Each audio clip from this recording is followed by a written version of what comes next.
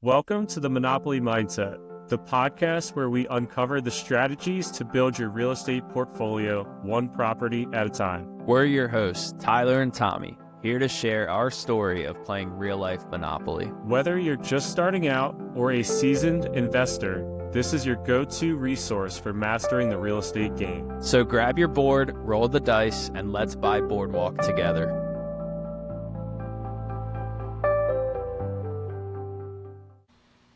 Welcome to the Monopoly Mindset, episode 23. It's our Jordan episode.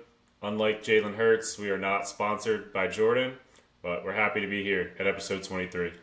Yeah, maybe one day we'll be sponsored by Jordan. You got your all blue uniform on, I got my all green.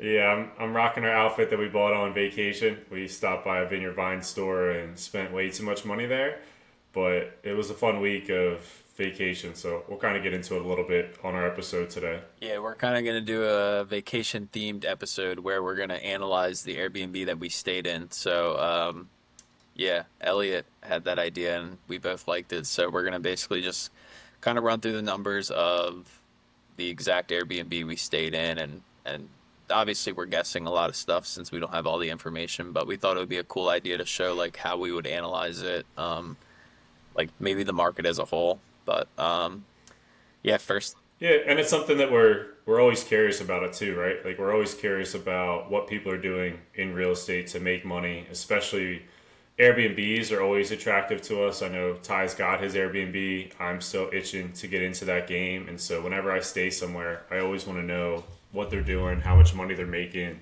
You know, is it worth it? Is this a good area to buy in? And so it was shout out to Elliot for giving us this idea, and now we're kind of taking it and running with it, and ran some numbers on this property and want to share it with everybody. Yeah, so first we're gonna do our pass and go segment. So you can go ahead and go first if you want.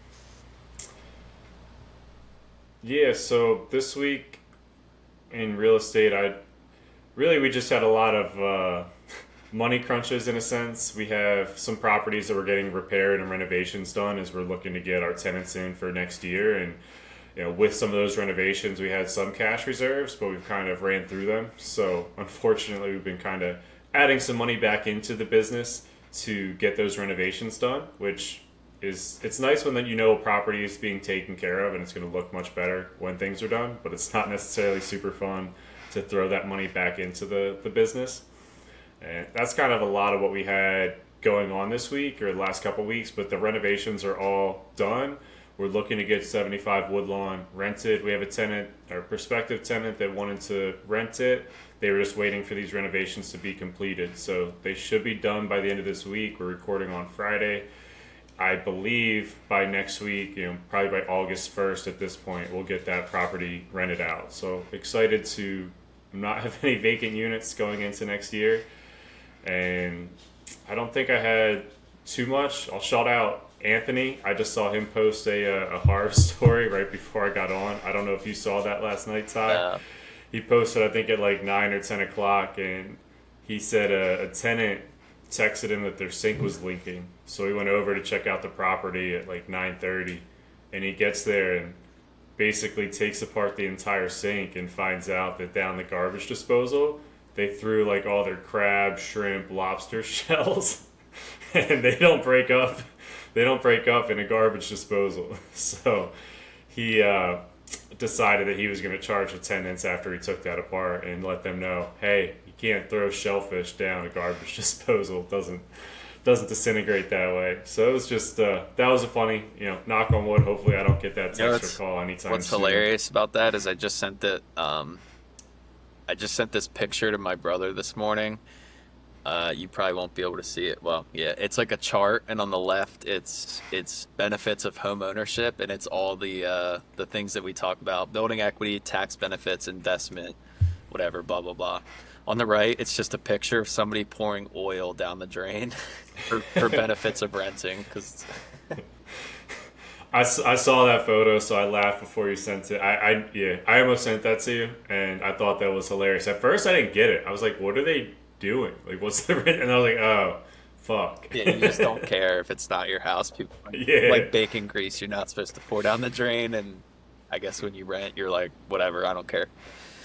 Anyway, yeah. those stories don't really, the horror story of Anthony doesn't happen very often, and yeah, you know, you could also hire people to do those things. So I would say, yeah, especially for Anthony, I'm surprised he spent the time. He was like, it's 9 o'clock. I haven't even been home yet, and yeah, this is where I'm at. I would have just called the plumber first. I guess he wanted to save a couple bucks and went out there, and he's got the knowledge to take apart a sink. That is not something I would have done. I would have just called the plumber right away and listened to what they had to say, and it would have been handled. yeah. So anything else for your week? No, I'm still debating my decision with the refinances. So maybe one day I'll make a choice there. But no, I don't have too much. So I'll let you get into your week of pass and go. Excited to hear if you got anything more news about the new property. We're getting almost under a month till when you're hopefully moving in there. Yeah, nothing like big and exciting. I mean, we're just kind of working our way through the closing process, which is honestly like my least favorite part about real estate. I don't know about you, but conventional loans, just like how much documentation they ask you for, and like they ask you for five things, you send them, and then a week later they ask you for five more things, and it's just like you gotta log into all your bank accounts and all your statements, and then like the more properties you have, like you need to provide your your monthly statement for all your properties, which like your first house, it's pretty simple, and then if you just have one job, it's genuinely pretty simple. But then once you got like a few properties, you got different bank accounts for each property, etc. It kind of just becomes tedious. So that Yeah, and then like for me with TDJ, then sometimes I have to explain like, oh no, I don't own that property by myself, and they still want those statements. So then I'm pulling all their properties and showing them, and I'm with you going through the process of buying a house sometimes, and that's why like DSCR might be 2 to 3%, not 2 to 3%. That'd probably be too much, but a quarter to a half% higher.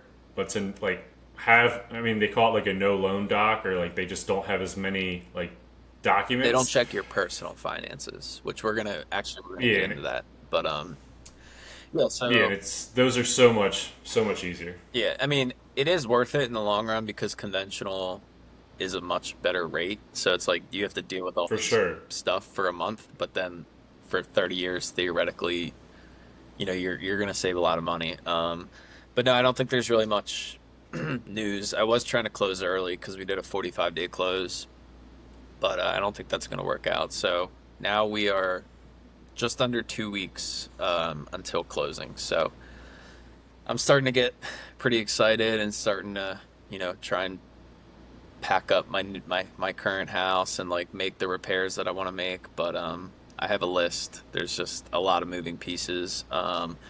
At my duplex, I mentioned replacing the shower, which I think is supposed to be done this week, but I'm not really sure if they even started. The tenant was gone for a whole week, which really worked out. So And then of course that's how it always works out. The contractor's like, oh yeah, I'll be there, and then they don't show up, and then the tenant comes back, and it's like, well, what the heck? You were supposed to yeah, do this while they weren't and he there. only Now has you're one late. shower, Tenant's so back. like I do think it's like a 1 day job.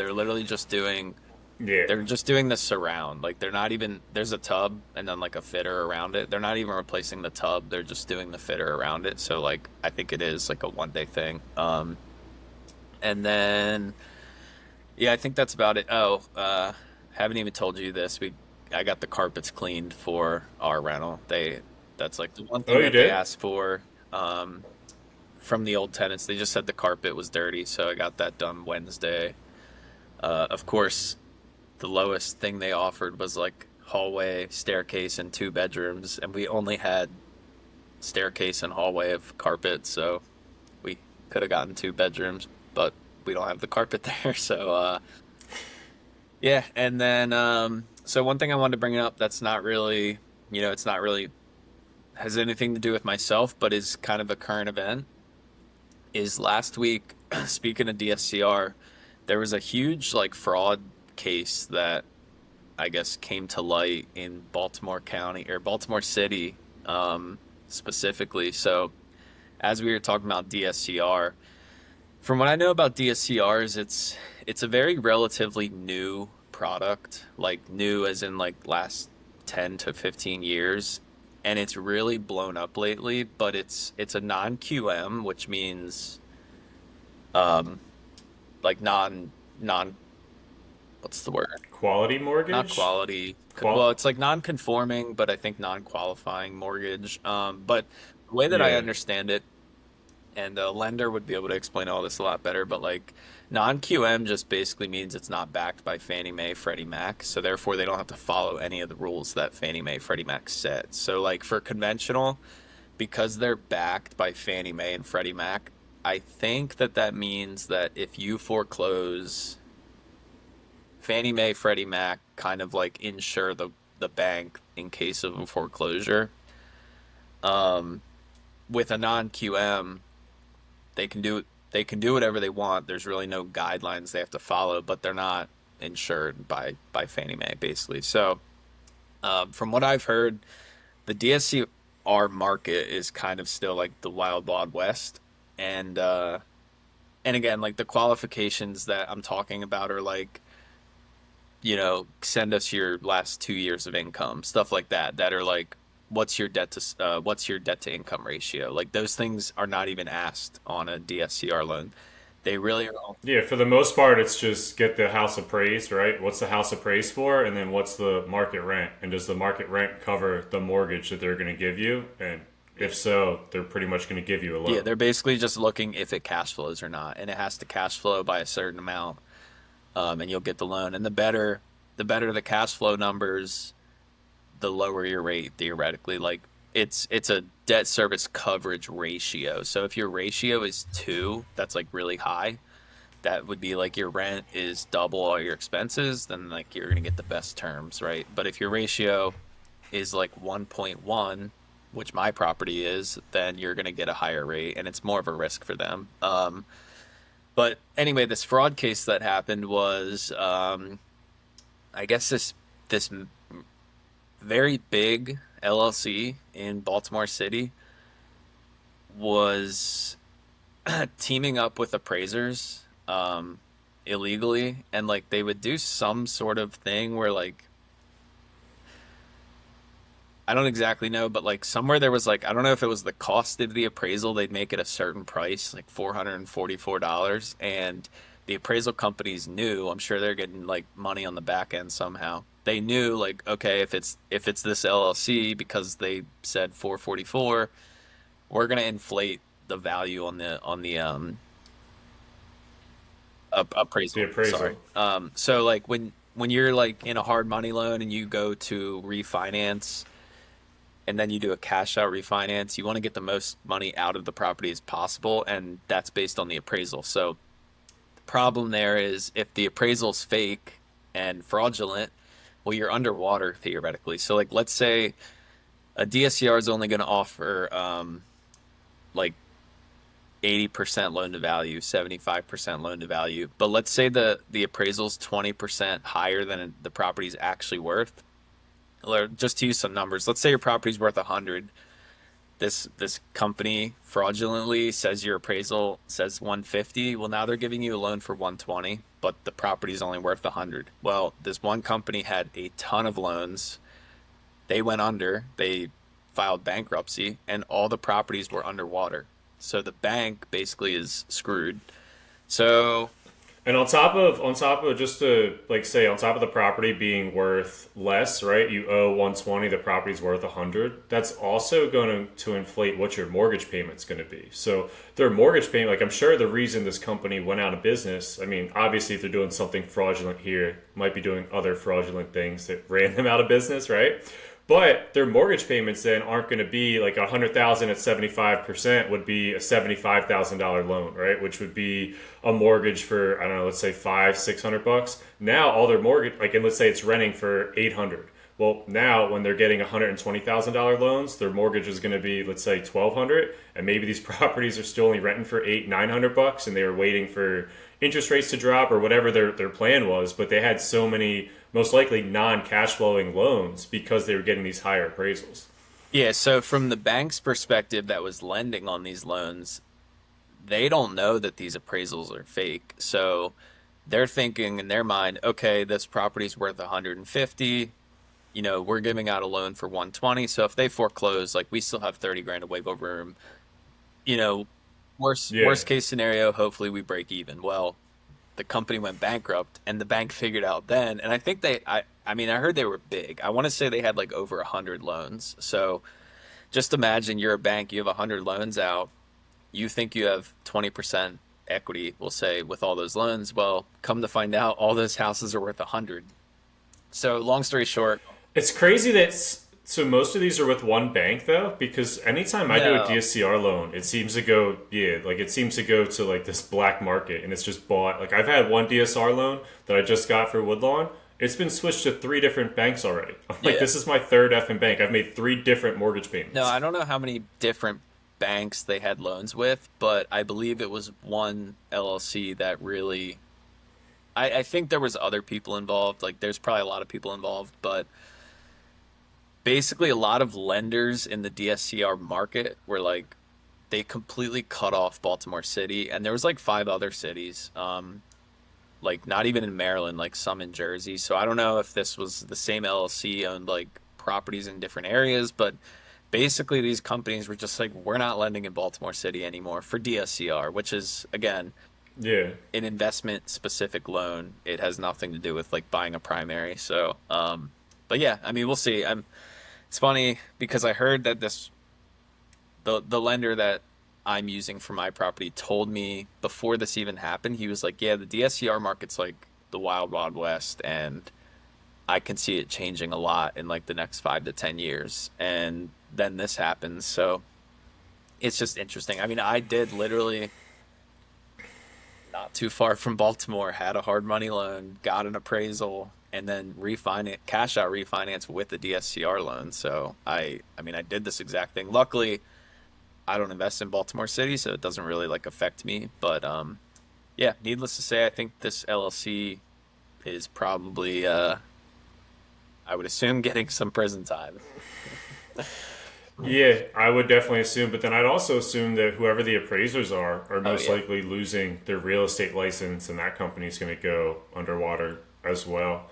And it's funny because we talked about this almost 2 weeks ago when we had talked about like TDJ. We're trying to refinance two properties, and our appraisals weren't coming back where we really needed them to appraise. And it's kind of like you're angry at the appraiser, but at the same time, they're doing you a favor in one sense because if they don't think the property's worth that much, it's beneficial so you don't go underwater on some of your properties, even though, going off this estimate, like I felt we were, you know, I don't necessarily agree with what they did in our scenario, but at the same time, they are trying to keep the pricing down and are protecting you in one way. So you can't go, completely giving people way higher appraisals. I mean, they're basically saying this estimate might have been 200, and they're giving these people 250. I mean, they're inflating it by $50,000 and yeah, and I mean they making have them to go be upside able to down. like explain if there was ever an investigation, right? They have to be able to explain like how they got to this number, and typically on the appraisals that we've gotten, because they're not fake, all the numbers are there, and I'm sure, you know, this company's basically screwed. Yeah, I hope that this doesn't impact the DSCR market though. And I don't think it will because, dude, you got to think about how much money banks make from mortgages in general. It's like absurd. Like they just make 6, 7, 8%, whatever these interest rates are, and they just get this steady. Not only that, but like when they know that they're going to get these deposits of payments every single month from the mortgages, they can then go spend that money investing it into the market or do other things to make additional money because they know they're getting all these payments and deposits coming in from the mortgages and whatnot. So I just think because the banks make so much money and they've shown the way that that operation works, that there's a lot of these DSCR companies that have been created to basically say, hey, we'll charge an extra couple not percentage, but like quarter percent or half percent than what a bank is. We won't have the same regulations from Ty has to give us all these bank documents, all these loan documents, but as long as the money makes sense and like we know the property's gonna cash flow and we trust this person as a landlord, even if they go upside down, then we'll just take the loan and like we'll have an extra property. Like I think it makes a ton of sense. Like I've even thought about eventually getting into like let's say hard money lending, but like something like that because there's there's a lot of value in just acting like a bank. I mean, even seller financing in a sense, like buying a house, seller financing, or using seller financing to sell a property. Like it's being the bank is a very advantageous way to make money. So that's why I don't think DSCR is going to necessarily go away, even with hiccups like this. I think it's very lucrative. Yeah, I think it makes sense. Like, not that me and you are going to open up a bank, but from a private money perspective in real estate, if you're familiar with real estate, like if you, like you said, if you lend on a house and it forecloses, well, now you have a property, but you know how to rehab it, you know how to, go get a mortgage on it, like you are in the real estate business. Whereas if you don't know anything about real estate and you lend money for a house and then they foreclose, now you're just stuck with this probably beat up house that's not worth a lot. You have no idea what to do. You're probably going to sell it for a loss. But like, yeah, if real estate's like your thing and you know it well, then yeah, I think lending makes a lot of sense. I kind of look at lending as like the last, it's like the final boss in real estate. At least that's what it seems like, going like listening to Bigger Pockets. It's like people, you typically, from what I see, it's like you do everything yourself up front. You don't use property management. You might do some renovations yourself. Like you do everything you can yourself to save money. Then you have some properties, you hire property management.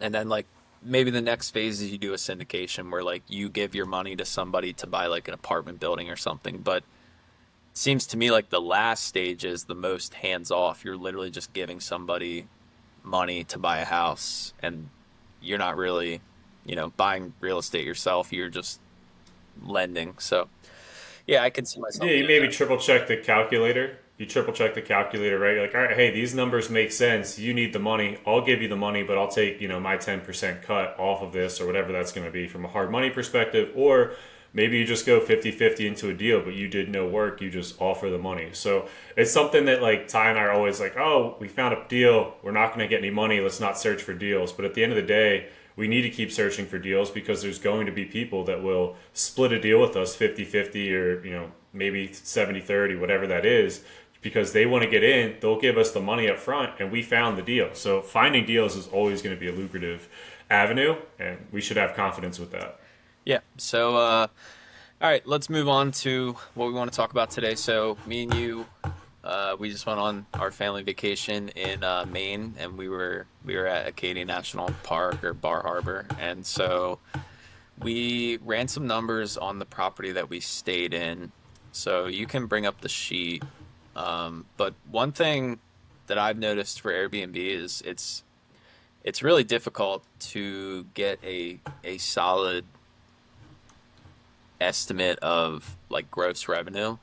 Um, so for this example, we did just use AirDNA, which I think gives you like a pretty good rough estimate of projected revenue for the year. Because again, short-term rental is way harder than long-term rent. Like you can easily look up any market and figure out what the long-term rent's going to be based on other rentals in that area. But short-term's a lot more difficult. So when I plugged it into Airbnb AirDNA, um, it's a four bed, two bath in Bar Harbor, Maine, which is basically an island. There's not a ton of houses, and nowadays it's very expensive.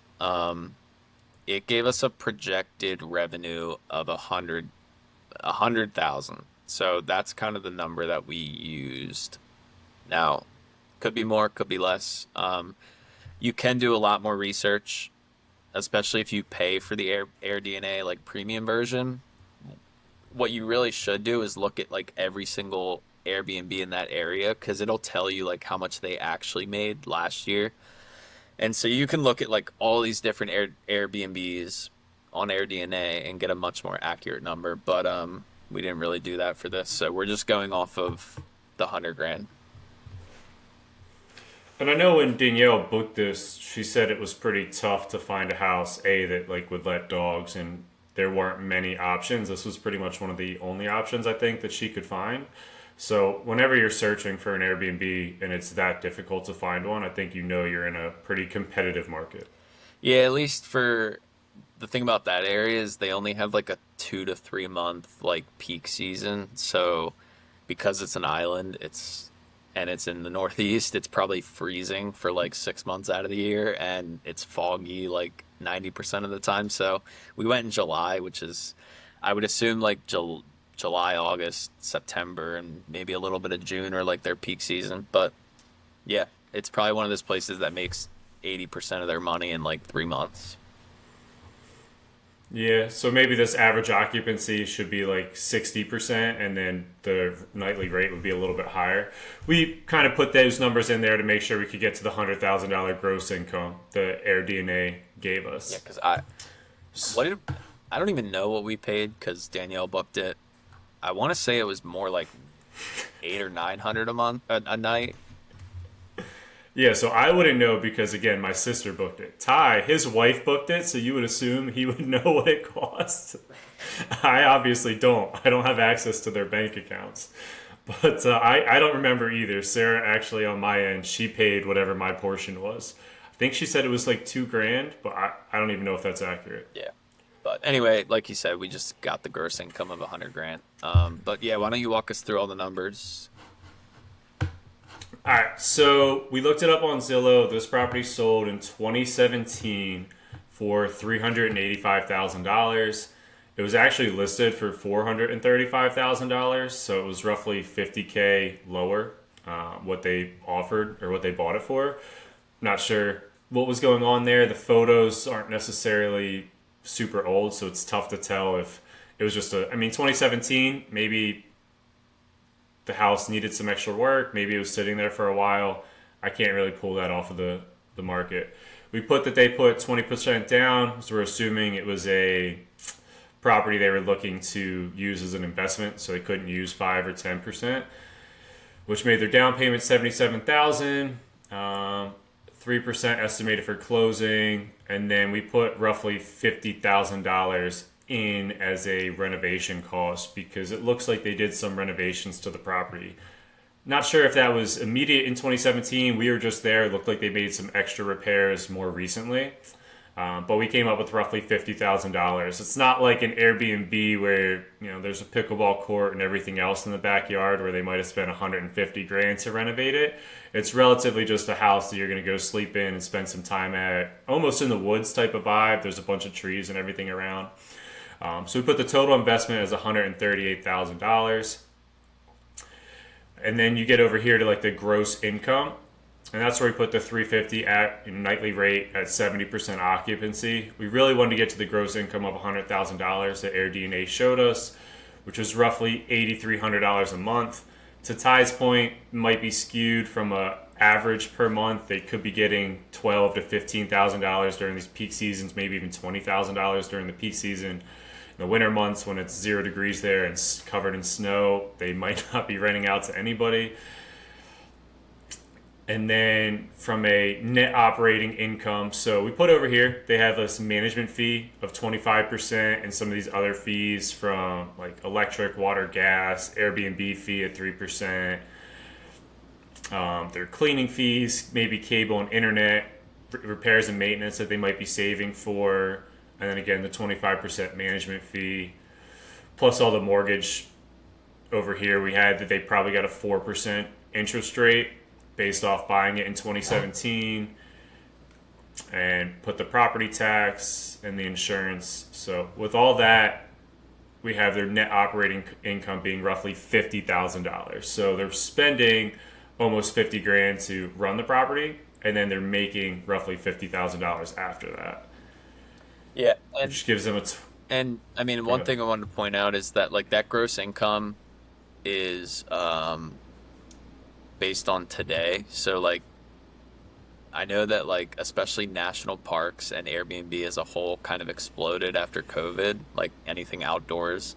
So, they probably weren't getting 100 grand per year in 2017, but there's just a lot of unknowns that we don't have the information. So we're just kind of doing the best we can with what we have. But this could be like theoretically their numbers today, based on buying it 8 years ago, which almost $2,700 a month in cash flow is amazing on one property.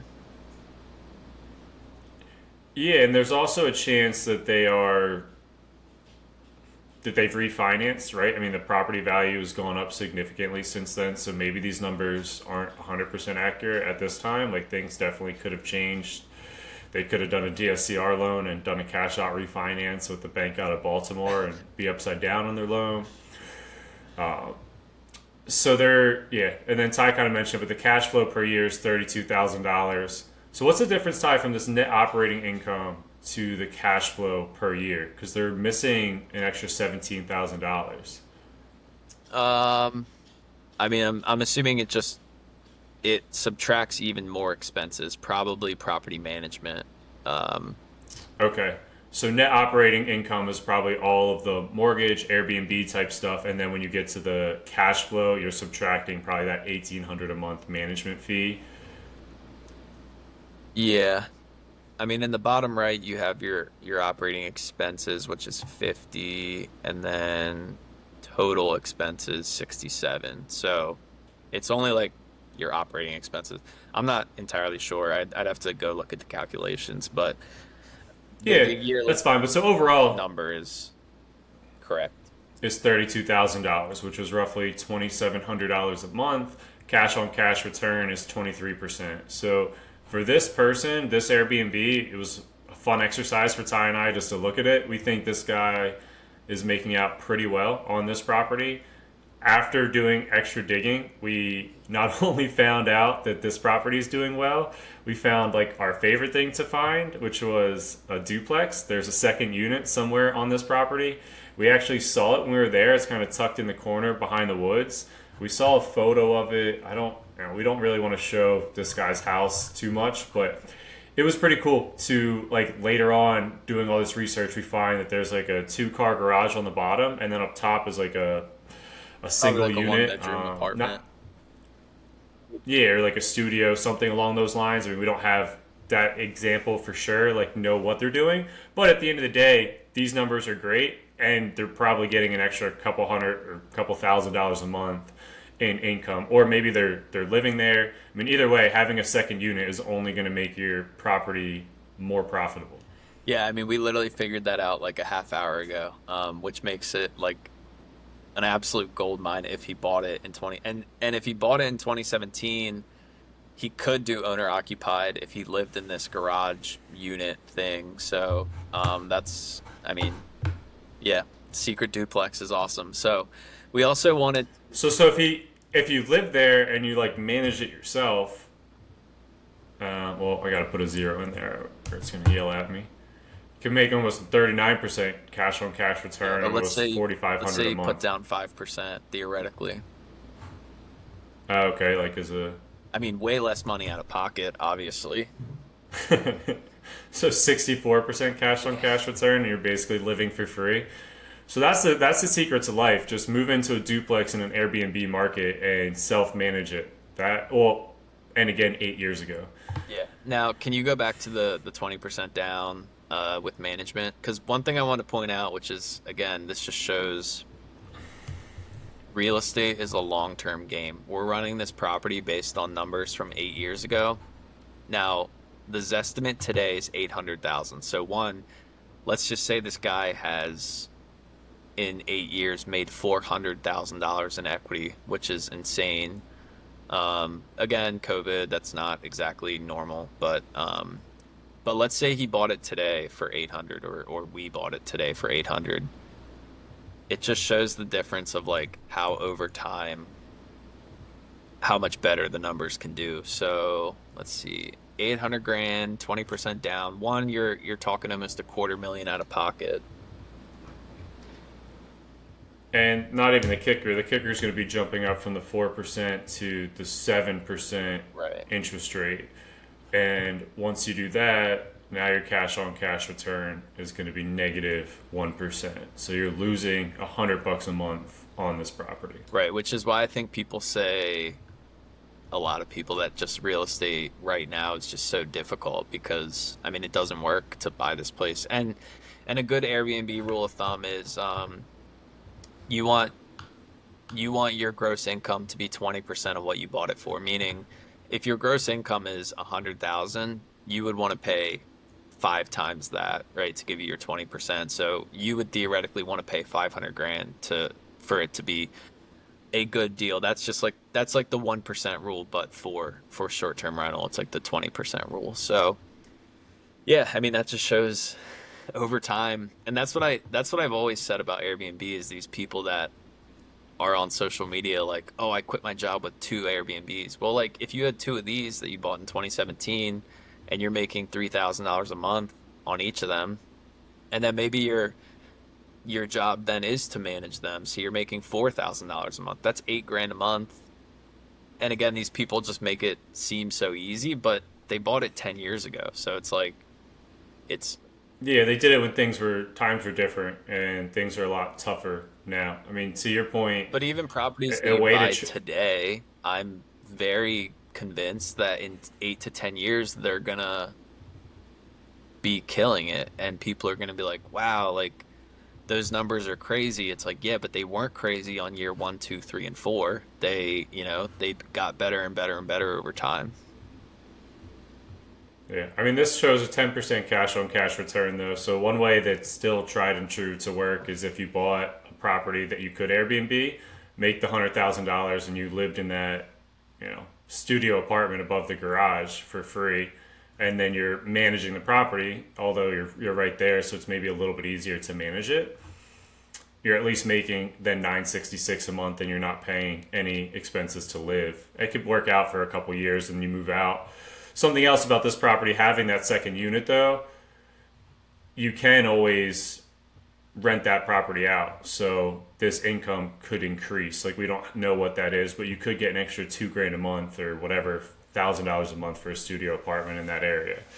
So that could inflate the numbers for your benefit too. So Yeah. Overall, I mean, it's theoretically a duplex with a 4 bed, 2 bath in a very desirable vacation area. Now, again, the only thing I don't love about it is how seasonal it is. Like it is only probably a vacation destination for like 4 months max. But yeah, I mean, for 400, I would buy it all day. But again, not possible these days.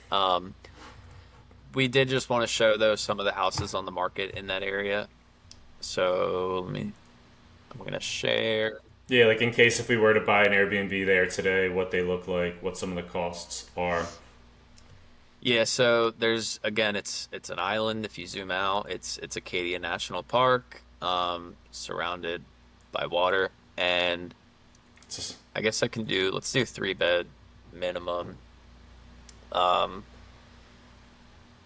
I'm doing low to high. Now this one looks pretty, it looks closer to Bar Harbor, yeah, which maybe helps with rent, like or Airbnb. yeah, But then also being in the city, there's a chance that they have different Airbnb regulations than some of the other areas too. yeah. That's one thing that we did not add to the calculator is a lot of counties or townships have monthly costs associated with short-term rentals, and we did not do all of that digging to figure out what that was. So honestly, that could. Yeah, there was a standard 3% per month of 250, but we did not go through. I mean, that's an Airbnb fee, so I don't know if you're saying there's another No, like the fee other county than or the that. township charges like, Okay.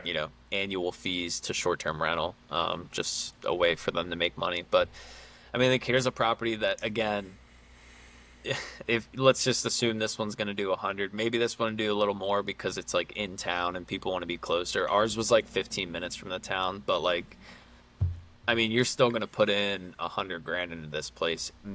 Honestly, I'd say way more. By the time you furnish, like furnishing a 4 bedroom for Airbnb could easily be 20,000, 25,000. So like, Yeah, and this house, everything needs painted. You probably need new countertops. Probably need new floors. yeah, I would say this one would not work at all. Um, I mean, that's also the cheapest one on the market. So like, here's a 6 bed, 2 bath, 3 bed. That's just not going to work.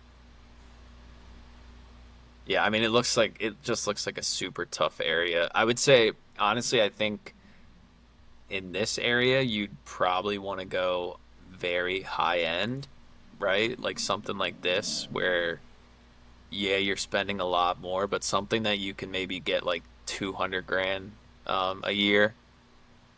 Actually, this one's pretty Yeah, cool. you have like much nicer amenities. Yeah, you're on the water. Maybe you have paddle boards there that people can rent and use. See, I could see this one doing pretty well, to be honest, if they it actually looks pretty cool inside already. I actually like the flooring a lot. But, this one you're going to spend 300 grand out of pocket or more, right? By the time you put 20% down. So that's quite a large investment, but I could see it generating a ton of revenue. And now we're way out of our budget. Yeah, because the $1 million wasn't already out of our budget. But yeah, I mean, let's say you wanted to just go as cheap as possible. I mean, these just don't really seem to make sense. And I don't really see these generating 150,000. And maybe they do. Again, it's the air DNA. Yeah, for me, the seasonal piece, like that's what makes. I mean, I know I keep saying I want to invest in Florida. I haven't done it yet. Actually, our friend's mom was over yesterday, and she mentioned that she's a realtor. She's actually a broker, and she's going to Satellite Beach to show like a beachfront condo. I'm like, damn, maybe we should go to your open house tomorrow because I want to go check out a beachfront condo. Like to me, I love the seasonality of Florida. I think that's why eventually I'll get an Airbnb here because it's almost an all year thing. It's always warm. You can always go to the beach pretty much year round. I think like I'd much rather get like a yearly revenue generating place, even if it's slightly less money, than Yeah. like a completely seasonal place in this scenario. Like I know, even I mean, it was like 70 degrees. We're there in July, their peak season, and it's like 70 degrees. It's almost like 55 at night. We're wearing sweat. At least I'm wearing sweatshirts. Ty's running around as boxers. Like, oh yeah, this is too warm for me. But Well, like, or it's not always about warm. Like, for example, the Poconos in the winter, it's a skiing destination, right? But is there ice fishing up there? Can you go ice fishing? I don't know anybody that would travel to an Airbnb for ice fishing, but I'm sure there's people, but I don't even know if you can ice fish there because it's the yeah, ocean. I, The I ocean don't know doesn't anything really about ice freeze, fishing. does But it? this property actually looks pretty interesting. I mean, 700 grand, but like one, it actually kind of looks like a duplex. Theoretically, there's this little house disconnected. Now, I don't know if that's like a bedroom or a kitchen or whatever, or a shed, but I mean, this one looks like a cool area that people would like. That picture alone, I could see people booking just because of how much land it is. I Yeah. don't know this, but to me, it looks like this place could flood at any moment. I mean, it's like it looks like it's sitting on like marshland. Now, let's see if there's like a flood factor. But where is that on Zillow these days? Dude, Zillow changes so much. It's so difficult to.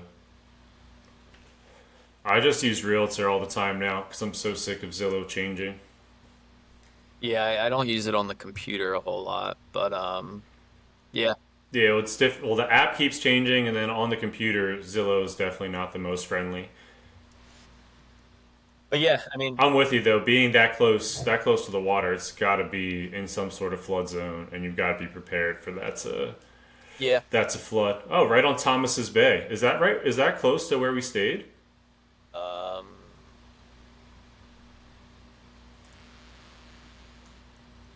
Let me see if I can find the map. I don't know where it's at. That kind of looks like where we stayed. Oh, so No. it's closer to where we stayed, but that's pretty far from the town. So again, that's gonna hurt your gross. Yeah, but I'm saying, is that the lake that we went out to? I don't know. I don't think so. It just kind of. Okay. It kind of looked like it. That's all. Yeah, I think we were more up in this area. Okay. But yeah, I Yeah, I mean, guess a lot of lakes and bays are going to look the same there. overall, it looks like that market is, tough to make work these days, as many markets are, or you just got to get it. I'm sure you can find a house there for 400, maybe off market or something that needs like a large renovation that people are going to make work. But I'm not really seeing too much on the market right now that I think I would, want to pursue.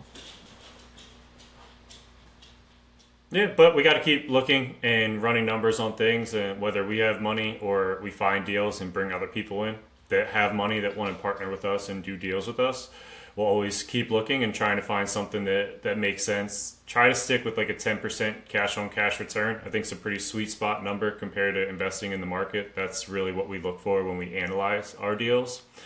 And I think this episode shows that we're always thinking about real estate. Again, it was kind of Elliot's idea, but it's something that Ty and I always end up doing regardless of where we stay. Is like we go to an Airbnb, we look up what's that AirDNA, check up how much money they're making, and kind of contemplate, oh, is this a market that I would like to invest in? Did I really enjoy my vacation here? And it just shows that our minds are always thinking about real estate in whatever way that we can.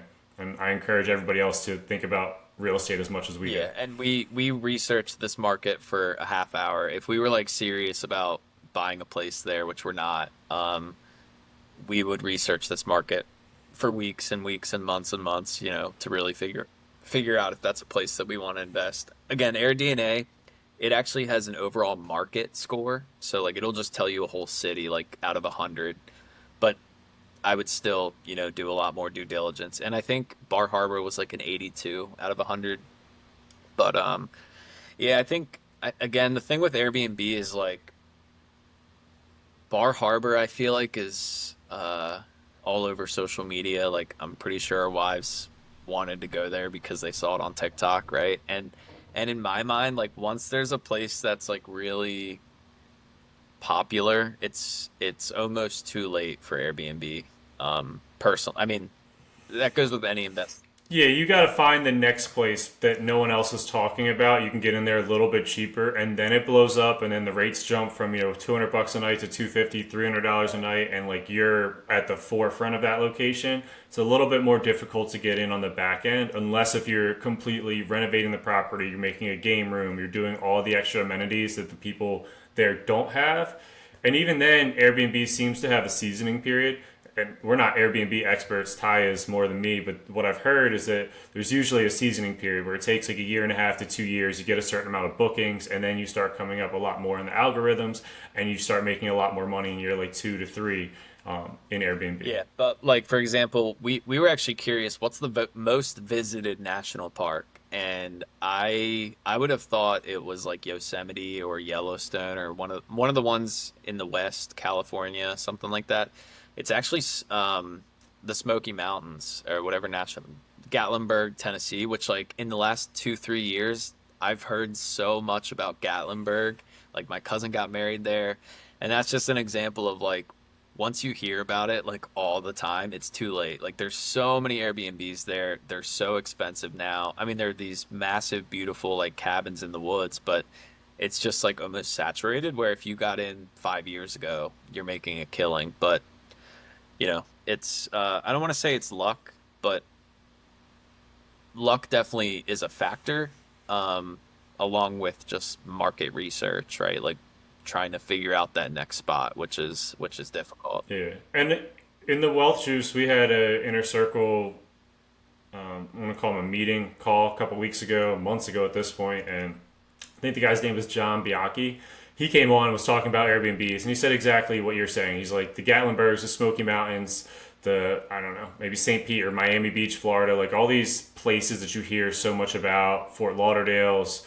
They're too late to get into those properties, and what you really should be looking for, like the Cocoa Beaches or like the smaller properties that haven't necessarily been talked about as Yeah. much. The same with long-term rental. Like I feel like all I've heard about in the last 5 years is like Scottsdale, Arizona, right? Or Phoenix, Arizona. And it's like those places just exploded. But by the time you're hearing about them every day, it's like the property values are so high already that they might not make sense to invest in today unless they continue to appreciate at that same rate for the next 10 years. But I mean, again, it's a lot of unknowns. Yeah. Cool. Well, I think this was a fun episode. Thank you, everybody, for tuning in. Feel free to like, comment, subscribe, and share our podcast.